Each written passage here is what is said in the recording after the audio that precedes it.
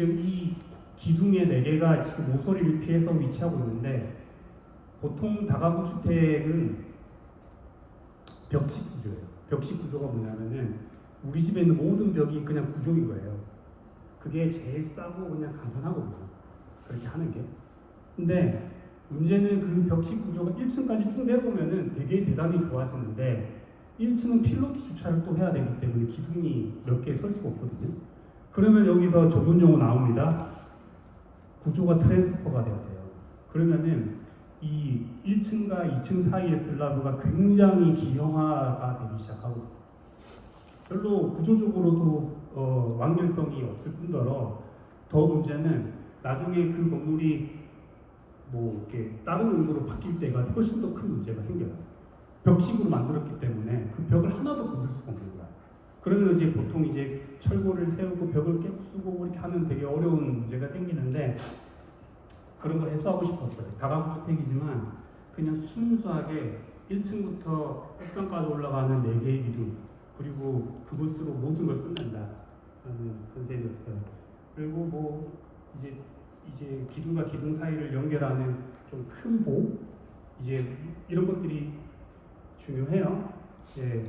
그래서 디벨롭이 되면은 뭐 이런 방향으로 됐는데, 이게 인면의 스케치입니다. 이렇게. 그래서 보시면은 여러분들 일반적인 다가구 주택과는 조금 다르게 느껴질 수 있는 게, 여기도 주차장이 있거든요. 근데 주차장을 어떻게든 뒤쪽으로 숨기려는 시도가 있었고요. 그 다음에 지금 이 다가구 주택의 일반적으로 보여지는 그런 전국일조 사선에 의해서 이렇게 딱 꺾이고 이런 부분들 있잖아요. 그런 것들을 정말 피해가기 위해서 높이 제한이 있어요. 10m 이상부터는 이제 사선을 쳐야 되거든요. 이제 그러면은 이제 저는 이게 조금 이런 얘기 좀 민감하긴 한데, 실제로 건물을 다 지었을 때 이게 10m인지 누가 할까요? 그런 딜레마가 항상 있거든요. 양심적으로 해야 돼요. 쭉 사니까 라이센스를 걸고 하는 거니까.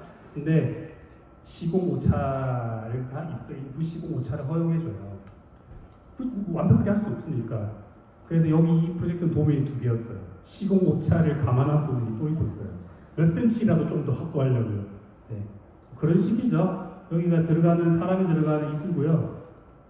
들어가면은 이제 내부에 주차장이 저기 빛이 탁 떨어진 쪽으로 이제 올라가면은 이제 각 세대로 연결되는데, 계단실을 바깥으로 뺐기 때문에 지금 일단 건축물 아까 그 기둥 4개 이외에는 어떠한 구조적인 방해 요소가 없는 거죠. 그러면 여기는 나중에 임대가 안 나가가지고 뭐 다른 용도로 용도 변경을 한다고 하더라도 얼마든지 무엇이든지 될 수 있는 거잖아요.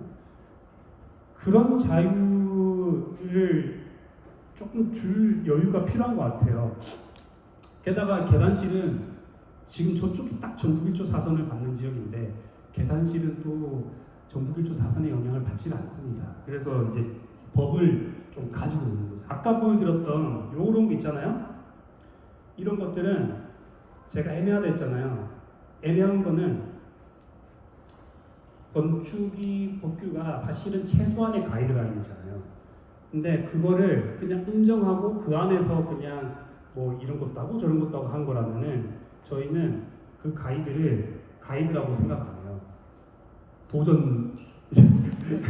약간 이거 문구가 조금 애매한데? 그러면 이거 한번 부딪혀봐야 되는 거 아니야? 그래서 이제 보통은 안정적으로 설계를 하지 못하고 있어요. 그래서 저희 구청의 허가 담당 주무관들이 있잖아요.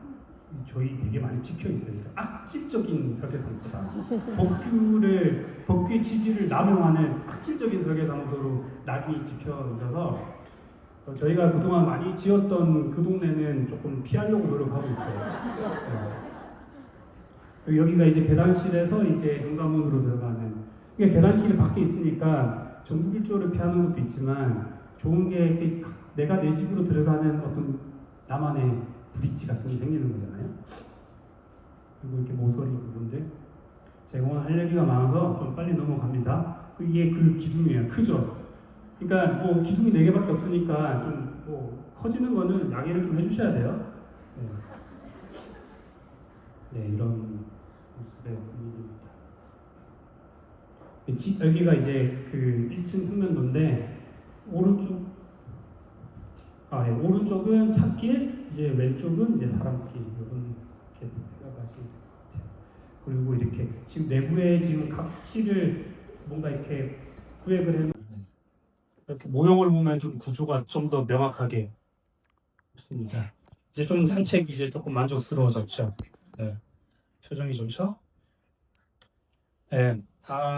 멀리 달아나니 저희가 그 좀 습관적으로 이게 짐 싸서 멀리 도망간다는 뜻은 아니고요. 어떤 관습이나 기본적으로 그냥 응당 자연스럽게 해오는 것들 있잖아요. 그런 것들에 좀 염증이 좀 있는 것 같아요. 어떻게든 최대한 그거는 조금 피하려고 노력을 하는 편입니다. 제가 이렇게 좋은 화면에 분석체로 이렇게 하는 것도 제가 센스가 없어서 그런 게 아니고 이제 조금 이제 왠지 받쳐주기가 싫더라고요. 네, 그러니까 그래서 잘할 수는 없긴 했지만 그렇습니다. 예를 들면 이런 거예요. 이거 저희가 정윤 건축가상 2019년도 때 네이버 속보란에 있었는데 어떤 건축가들 되게 멋있는 프로필 사진 멋있게 나타나면 저희는 명함 사진 3개를 냈거든요. 그런 게 싫은 거죠. 그냥 멋있게 이렇게 너무 간지러운 것 같아요. 근데 이거를 제가 저 가운데 승재한테 저희가 얘가 이제 정리해서 이렇게 제출을 했는데 학교에 보면은 지 얼굴은 이렇게 하얗게 뽀뽀도 하고 하는데요. 네. 그래서 뭐 저기 빨간색 저 위치예요. 저기가 딱 삼거리 위치고 경의선 철길을 마주 보고 있는데 처음에 되게 낭만적일 것 같다라는 생각을 했어요. 이렇게 동네 가기 전에 경의선 철길도 있고 소리도 들리고 뭐 여기 산이라고 해야 될까요? 언덕이 있기 때문에 뭔가 녹지도 많을 것 같고 그런 느낌이었거든요. 근데 이제 이런 분위기였어요. 저기 뭐지? 요 집인데 재밌는 거는 경계 측량을 한번 해봤더니 이 필지가 실제로는 이렇게 했어 이렇게. 네. 그러니까 필지의 절반만 쓰고 계셨고 나머지 절반은 도로로 지금 쓰고 있었던 거죠. 죄송해요. 트러블 잠깐 했습니다. 근데 이게 매일 갈 때마다 동네 어르신들이 이 앞에 있는 거예요. 그러니까 지금 이 집 허물고 새로 집 지어야 되는데 온 동네 어르신들이 딱 여기 코너에 모여서 앉아 계세요. 갈 때마다 계시는 거예요. 그래서 젊은이 왜 자주 온다? 왜 무슨 일이요? 이렇게 하면은 제가 차마 말을 못했어요. 아니에요. 이렇게 저 갖고 고치러 왔어요. 이러면서 이렇게 하고 다녔는데 경의선 철길도 진짜 골칫덩어리긴 했어요. 왜냐하면 기차가 너무 자주 나. 5분만 한 대씩 나. 나중에는 진짜 막 거의 막 노이로제가 걸릴 것 같더라고요. 저한테는 이 2개가 큰 문제였어요. 어르신과 기차. 네. 그래서 우리가 이제 이런 생각을 해봤어요. 비록 그 도로가 우리 땅이긴 하지만, 그러니까 그래서 우리가 다 쓰긴 하지만 조금 물러나 주면 어떨까라는 생각을 했는데, 근데 건물을 통째로 뒤로 물리기에는 너무 아깝고, 그래서 이렇게 엉덩이만 살짝 이쪽이군요. 엉덩이만 이제 살짝 이렇게 빼는 식으로 이렇게 처음에 초기에 아이디어를 이렇게 그래서 1층을 그러면 이제 1층은 이렇게 조금 내어줄 수 있지 않을까라는 생각. 근데 너무 잘 안 보이는데 이 땅 모양이 되게 오각형 모양의 땅인데 지금 앞쪽에 내어줘야 되는 공지를 제외하고 나면 딱 세모 모양만 나와요. 그래서 자연스럽게 평면이 세모가 되는 거죠. 그러니까 이거는 의도적으로 삼각형의 평면을 만들었다기보다는 그냥 어느 날 삼각형이 툭 튀어나왔어요. 약간 발견되는 것처럼. 세모의 집을 그리고 이게 한 층의 면적이 10평도 안 돼요. 한 층이 10평도 안 되는데 게다가 세공 평면이면은 뭐 책상 하나 책상 하나 놓을 수도 없는 이제 그런 되게 협소한 방이거든요. 근데 그렇게 설득을 했어요. 우리가 설득이 또 됐고, 예. 그리고 지금 원래 처음에는 이 집이 그 4억이었는데 꼭대기층에는 건축주분이 사셨거든요. 예, 건축주분이 사셨는데 그게 이제 아기가 태어나고 걔가 이제 지금 중학생인가? 중학생쯤 될 때 이제 아파트로 가셨어요. 근데 걔가 그 친구가 처음에 아파트 딱 들어가서 꼭 한 말이 엄마 왜 이 집은 내모야? 이라고 하더라고요. 걔는 생각하면 뭐 당연한 거죠. 엄마 뭔가 어색해. 뭔가 이렇게 몸이 띄어지지도 않고 막 약간 그런 생각을 했다는 거예요. 그래서 저희는 이제 공교롭게도 세모의 이런 세 개가 쌓아 올린 세모의 집을 만들면서 이왕이면 이 날카로운 선을 진짜 날카롭게 만들어야겠다라는 생각. 이게 지금 예각삼각형이기 때문에 어느 장면에서 보면은 정말 이렇게 종이 조각처럼 이렇게 보여요. 종이가 서 있는 것처럼. 그래서 어느 날 저기 TV 어디 프로그램에서 연락이 왔어요. 이게 그 TV 제목이 뭐 이런 게 있다 없다 뭐 이런 거였어요. 그래서 종이로 지은 집이 있다 없다 뭐 이런 그래서 자존심 박상해가지고 딱 거절을 했거든요. 저희 그런 망합니다 하고 이제 떠났는데 이제 진짜 애프게 발까 시간. 네. 그래서 뭐 이왕이면 이 날카로운 선을 정말 날카롭게 만들고 싶어서 타일을 이렇게 모서리를 다 이렇게 깠어. 이렇게 정말로 만나는 선 일자로 떨어지게. 누가 어떤 그런 말을 해줬어요. 이렇게 어느 날 저 건물을 보고 있었는데 기러기 한 마리가 날아가다가 저 면에 부딪혀서 반조각이 나는 장면을 봤다. 자기 농담이에요. 그런 정도로 이렇게 날카로운 작업을 했었죠. 그 얘기를 안 했네요. 저 기찻길 있는 쪽을 아예 창문을 다 없애버렸어요. 소비가 이제 너무 시끄럽고 괴로우니까. 하루만 듣고 있어도 힘든데 평생을 여기서 어떻게 이거를 듣고 살겠어요. 그래서 이제 건축주한테 이제 살짝 근데 창문이 없습니다라고 말하기에는 이제 조금 그러니까 제가 이쪽 벽을 전시 용도로 좀 쓰면 어떻겠냐라고 제안을 했고 실제로 이렇게 전시를 이렇게 하고 계세요. 이렇게 저처럼 1층에는 지금 1층에 한 3평 정도 이렇게 작은 공간이 하나 나오거든요. 그러니까 저기는 실제로 지금은 뭐 동네 어르신들도 이제 다 아무도 안 계셔서 쓰고 있지는 않지만은 뭔가 이 건물에 볼 일이 있어서 간다거나 아니면 뭐 혹은 지나가는 사람들 잠깐 앉아서 할 수 있는 그 정자 같은 거 있잖아요. 그런 용도로 쓰고 있는 것 같아요. 근데 막상 들어가긴 좀 부담스럽긴 해요. 네. 그리고 이게 최근에 생긴 저희가 일하는 법 중에 하나인데 지금 이거 양구가 이렇게 뭐 좋은 동네도 있지만 여기가 특히 되게 남잡한 동네예요. 흔히 보는 풍경이잖아요. 그럼 근린생활시설 얘기 잠깐 할까요? 근린생활시설은 서울의 대부분의 일반적인 그 풍경을 차지하고 있죠. 그러니까 근린생활시설과 다가구 주택. 이 서울뿐만 아닐 것 같은데 왜냐면은 근린생활시설이 어, 정말로 좋은 사업 아이템이 될 수 있거든요. 그러니까 작은 땅을 사서 거기에 어떻게든 빈 공간을 우겨 넣으면은 얘는 평생 황금알을 낳는 거위인 거예요. 건축주는 여기에 특별하게 신경을 쓸 필요가 없어. 왜냐면은 누구나 이렇게 임대해서 들어와가지고 자기가 고쳐서 쓰고 철거하고 나가고 얼마나 편해요. 물론 이것도 힘든 일이긴 하겠죠. 세상에 쉬운 일 없겠지만 그러다 보니까 근린생활 시설이라고 하면은 대체로 사업 정도로 짓는 건물이에요. 저희한테도 근린생활 시설을 짓고 싶다고 의뢰해 보시는 분들이 있는데 평당 600만 원, 뭐 700만 원, 뭐 이런 얘기를 하세요. 그러니까 사실은 그렇게 매겨질 수 없는 거거든요. 왜냐면 설계가를 물론 어느 정도의 기준이 될 수도 있어요. 평당 공사비라는 게. 근데 어, 보통은 어떻게 설계하느냐에 따라서 금액은 달라지기 마련이라 가지고 처음에 그렇게 딱 금액을 정해놓고 시작하면은 이렇게 사실 정답이 있는 거죠. 그냥 정답대로 해야 되는 거죠. 근데 그 와중에 평당 600, 700만 원 이러는 거는 진짜 정말 끔찍한 거예요. 왜냐면 지금 평당 1200을 해야 되거든요.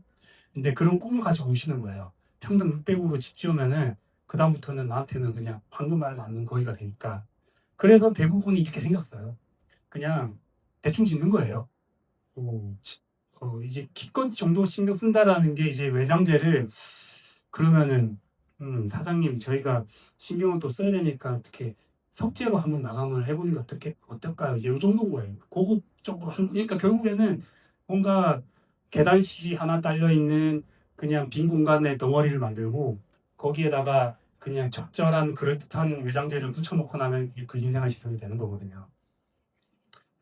어 근데 우리도 이게 저희가 처음에 진행하던 평면이었거든요.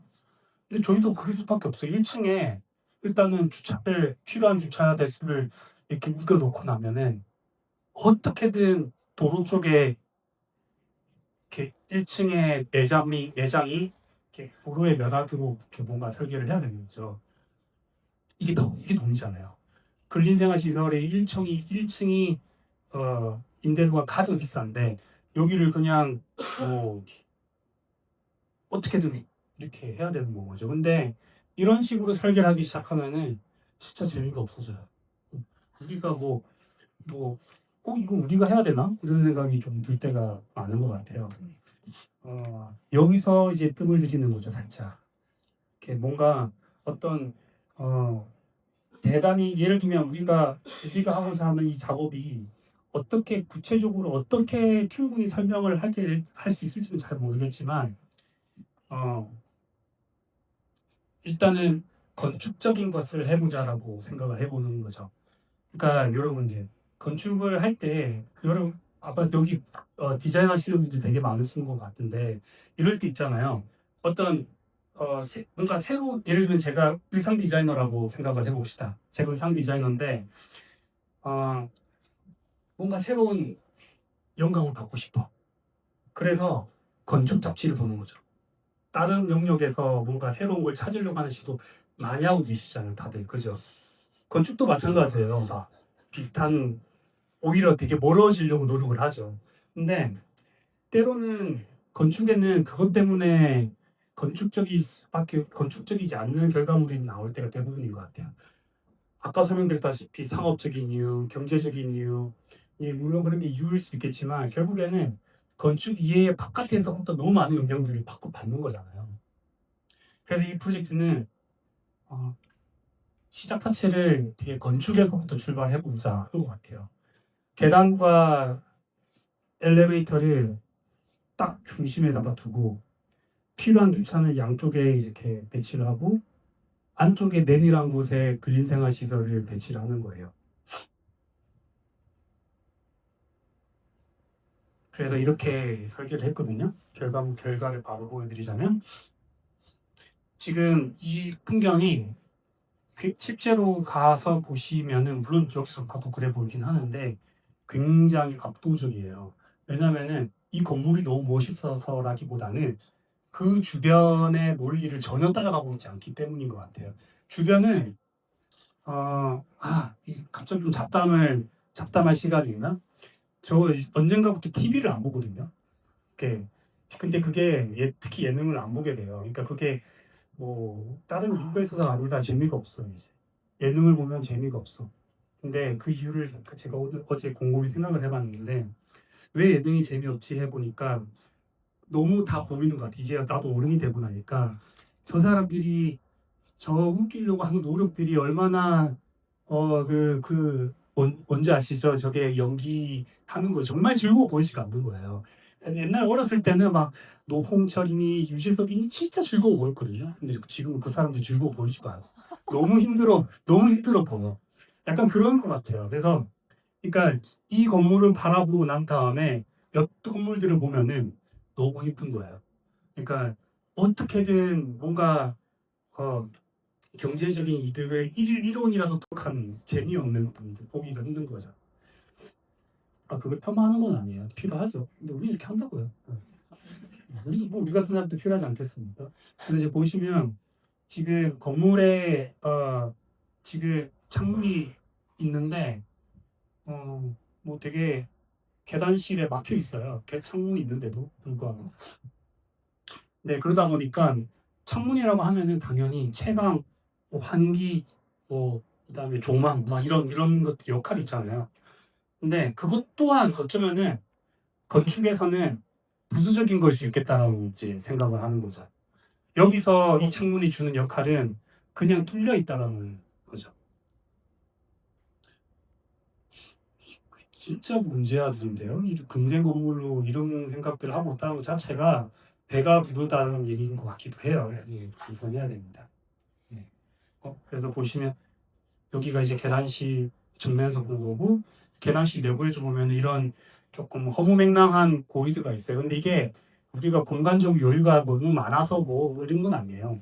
어떤 필요한 용적률이라는 게 있어요. 이렇게 제한 규제가 있어요. 그러니까 내가 땅에 어떤 건물을 지을 때 필요 이상의 면적을 이렇게 할 수가 없거든요. 근데 예를 들면 우리는 이런 비례의 건물을 짓고 싶은데 그걸 다 채웠더니 용적률을 초과하게 돼요. 그럼 내부의 어떤 공간을 이제 비워둘 필요가 있는데 이제 그런 부분들이 있어요. 근데 그런 것들을 이제 이런 되게 어떤 건축적인 감흥을 불러일으키는 그런 공간으로 이렇게 해본 것입니다. 좀 느껴지시나요? 앞에 프로젝트와 달리 되게 설명에 이렇게 약간 렉이 걸리는 게 설명하기 힘든 건물인 것 같아요. 계단실에서 본 풍경이고 내부에서 또 보면 정면에 그 창들이 있지만 대부분 막혀 있잖아요. 대부분의 채광은 저렇게 천창을 통해서 받는 구조로 이렇게 되어 있는 건물입니다. 그래서 궁금하실 텐데 임대가 되었느냐? 통임대 되었어요. 그래서 이게 건축주 입장에서는 통임대만큼 좋은 게 없거든요. 관리하기 얼마나 좋아요. 그래서 어떤 회사에서 통째로 이제 근데 그 되게 운이 좋았던 것 같기도 하고 혹은 우리가 이렇게 했기 때문에도 그런 결과가 나왔던 것 같기도 하고 그렇습니다. 네. 이제 마지막으로 이제 끔찍한 원종에 대한 얘기인데 저희가 아까 그 세 마리의 강아지들 있잖아요. 네, 도대체 사실은 섞일 기미가 없는 구석들이 많거든요. 근데 언젠가부터 어, 스스로가 좀 헷갈릴 때가 있어요. 이거 내가 했나? 얘가 했나? 제가 했나? 그러니까 우리가 작업할 때 그 얘기를 안 했군요. 우리는 세 명이서 무엇을 설계를 안 해요. 각자 해요. 그냥. 그러니까 설계를 처음에 세 명이서 같이 해봤어요. 해봤는데 그냥 싸우다 끝났어요. 결국에 이제 서로가 합의한 게 그래 그러면 너 이거 하고 너 이거 하고 너 이거 하고 그냥 약간 끔찍한 혼종이 이제 나오는 거죠. 근데 그게 뭔가 디자인이라는 것은 건축이라는 것은 결국에 한 사람이 시작해서 한 사람이 끝내야 되는 거구나라는 생각을 좀 하게 된 것 같아요. 그래서 그 이후부터는 저희는 각자 해요. 서로 관여도 할 수 없어요.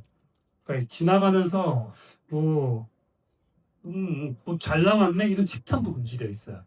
네. 그것도 거슬리거든요. 그래서 그냥 아예 건드려서는 안 되고 다만 뭐 하나 사고가 났을 때 예를 들어 선반이 떨어진다거나 그럴 때는 그냥 이제 같이 끌려가기로 하고 이제 했어요. 이제 그 책임을 이제 같이 지는 정도로 이제 하고 있어요.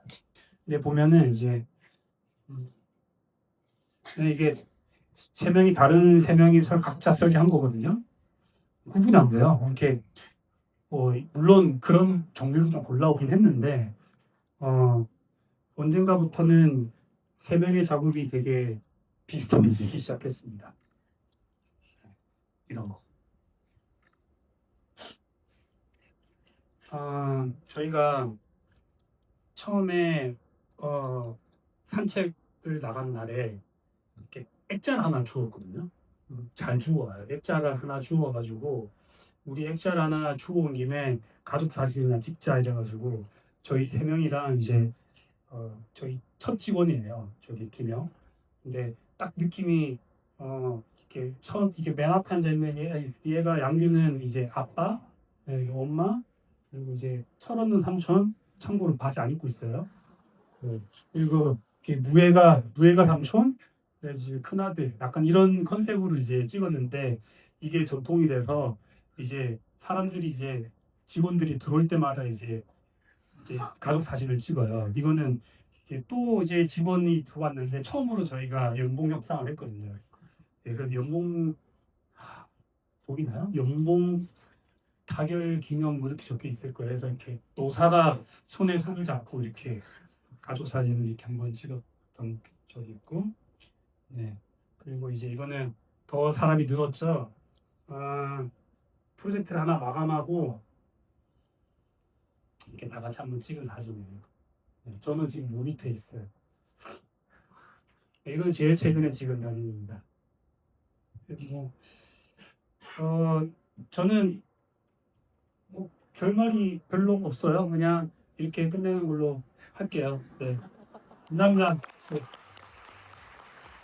고민하게 되는 것 같은데 뭐, 저만 계속 얘기하는 거 보고 제일 같다는 얘기들이 저희는 성공한 것보다 실패한 게 훨씬 많습니다. 예, 실제로. 예, 아까 이렇게 저희 프로젝트들에서 오늘 의미 있는 프로젝트들 좀 설명드리다 보니 그렇던데, 예, 뭐 2년, 3년 하다가 와 이건 안 되는구나 했는데 대부분이 이 시기의 문제인 것 같아요. 이게 지금 했으면 잘 됐을 것 같은데 라는 것들을 아마 여기 계신 분들 되게 많이 회사 내에서 이야기할 거예요. 그래서 시기도 잘 맞아야 되는 부분들도 있고 그 프로젝트의 의미나 이런 것도 되새긴다라고 하면 아까 말씀드린 전분의 질문과 비슷한데 그게 어딘가에 내포되어 있으면 언젠가는 그 시기가 맞을 땐 또 다른 임팩트로 나오는 것 같아요. 그래서 그런 부분들을 어떤 내 틀 안에서는 어떻게 그걸 담아놓고 있을 거냐 그 틀을 만드는 게 되게 중요한 거고 저는 그 어머플레이나 회사 안에서는 그 틀 안에서는 그런 것들을 계속 쌓아나가려고 합니다. 아까 강연 중에 다 실패 경험을 나눠 주셔서 오이뮤 대표님도 처음 낸 책이 많았다고 하시고 그 언리밋 같은 경우는 1회는 몇백 명이라고 하셨죠 기억인데 900명 사실 그 정도면은 페어를 접을 생각도 하실 수도 있잖아요. 첫 번째 건축주가 엄마였다는 것도 사실 되게 어떻게 그거 웃으면서 지금 얘기할 수 있지만 저희의 첫 번째 아니면 거의 초창기 클라이언트도 저희 어머니 교회 같은 다니는 집사님이셨는데 그런 것들이 사실 뭐 지금은 웃으면서 얘기하지만 그때는 좀 무서웠거든요. 과연 지속할 수 있을까 내가 이 것들을 그 순간들에 대해서 이렇게 나눠주시면 좋을 것 같습니다.